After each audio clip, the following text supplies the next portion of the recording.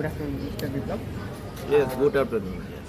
তো আপনাকে আমরা আমাদের মঞ্চে পেয়ে আজ আমরা উৎফুল্ল, আপনার একটু সাদর আমন্ত্রণ। এবার বিপ্লববাবু, আমরা আপনার কাছে জানতে চাইছি যে পুঞ্জ অ্যাটাকে যে হয়েছে সেটার মধ্যে আপনার কী বক্তব্য আছে?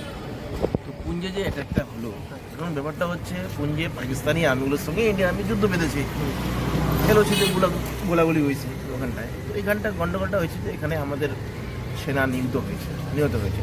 তো এটা পাকিস্তান আমি ডাইরেক্ট এখানে অ্যাটাক হলো ভারতের উপর, গোলাগুলি করেছে।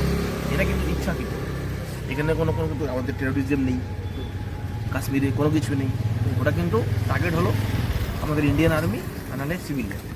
তো এটা হচ্ছে ওদের ইচ্ছাকৃত জিনিস, ইচ্ছাকৃতভাবে ওরা আক্রমণ করেছে, তাই তো? তো এটা কোনো অ্যাকসেপ্টেবল নয়। তা আমরা যেটা আক্রমণ করেছি ইন্ডিয়ার উপরে, পাকিস্তানের উপরে যেটা করেছি, সেটা পারফেক্ট।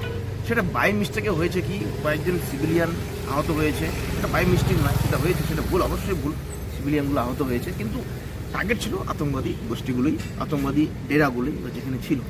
হ্যাঁ, সেক্ষেত্রে এটা খারাপ ইফেক্ট হয়েছে, যে তারা ক্ষতি হয়েছে সিভিলিয়ান, কিন্তু এটা কিন্তু ইচ্ছাকৃত নয় আমাদের, এটা কিন্তু ইচ্ছাকৃত নয় আমাদের ইন্ডিয়াতে। কিন্তু পাকিস্তান যেটা করতেছে বলে ইচ্ছাকৃতভাবে গুলি চালাচ্ছে, ইচ্ছাকৃতভাবে। এখন আমাদের সূত্র মারফত পাওয়া একদম লেটেস্ট নিউজ এটাই হলো যে এখন পর্যন্ত শুনতে পাচ্ছি যে আমাদের ইন্ডিয়া থেকে ড্রোনের দ্বারা পাকিস্তানের বহু শহরের উপরে বোম নিক্ষেপ করা হয়েছে।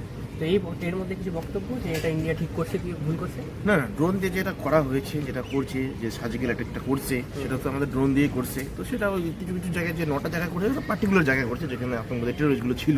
না, আজ শুনলাম যেমন বালাকোট, ইসলামাবাদ এইসব জায়গাতে ড্রোন দিয়ে অ্যাটাক করা হয়েছে। তো এই জন্য এটা তো নিউজটা শুনেছি, কিন্তু নিউজটা এখনো কোনো কনফার্ম নয়, যেটা সিওরিটি যে আছে আক্রমণ করেছে। কারণ ইন্ডিয়া, আমরা কখনো এভাবে অ্যাটাক করিনি, কোনো সিভিলিয়ানের উপর অ্যাটাক করিনি। আপনি বলতে চাইছেন যে এটা পাকিস্তানের অন্দরমহলে নিজেদের দ্বারা নিজেদের উপরে? অবশ্যই তাই বাতাও চাইছে কীভাবে তাহলে দুনিয়ার মুখে আমাদের ইন্ডিয়ার ব্যাপারে বদনাম করে দিবে, ওটা তো চাইছে। হ্যাঁ, এটা তো ওদের মানে জিনিস, এখন কিছু করতে পারতেছে না, তো বদনাম করবে ইন্ডিয়ার নামে। ইন্ডিয়া চলে আসতেছে, জেট নামাই দিচ্ছে, বলছে 5টা জেট বাই দিয়েছে ইন্ডিয়ার। এটা ফেক নিউজ। জেট ফেট কোনো কিছু উড়ায়নি, আসলে আমাদের জেট যায় আক্রমণই করেনি। আমাদের সব মিসাইল দিয়ে করেছে এখান থেকে, তাই না? মিসাইল দিয়ে এখানে কেউ গিয়ে মারিয়ে আসেনি মিসাইল, তাই না? ব্যাপারটা হচ্ছে এখানটা। তো আমরা ধরুন কথা বলে যে 5টা আমরা আমাদের জেটকে ভাড়াই দিয়েছে, ইন্ডিয়া জেটকে পাকিস্তান। ধন্যবাদ বিপ্লববাবু আপনাকে। আমি আরেকটা কথা বলতে চাইছি, আমি একটা নিউজ মিডিয়া দেখলাম পাকিস্তানের নিউজ মিডিয়া, একটা মহিলাকে দেখলাম, একটা বই দেখাচ্ছে, একটা বই লিখেছে যে দ্য এন্ড অফ ইন্ডিয়া। এবার আমি ওটাই ভাবছি লেখকটা কি, কোন বইটার লেখক, সেটা হচ্ছে দ্য এন্ড অফ ইন্ডিয়া। মানে এত বড় কে বসে আছে যেখানে? যে বাবু, আমি জানাতে চাইবো যে আমাদের যারা দর্শক রয়েছেন তারা একটু আন্ডার এজ রয়েছেন, তো আমি আপনার কাছে মানে রিকোয়েস্ট করবো যে আপনি একটু গালিগালাজ করেন। Thank you so much. ঠিক আছে, কিন্তু ওটাই কে লেখকটা লিখেছে দ্য এন্ড অফ ইন্ডিয়া?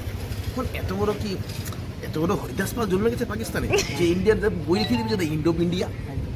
এত বড় ভবিষ্যৎবাণী করে দিচ্ছে হরিদাস পাল। কি ওটা, কে লেখকটা? ওকে মুখটা আমি দেখতে চাইছি, কিন্তু বইটা দেখেছি।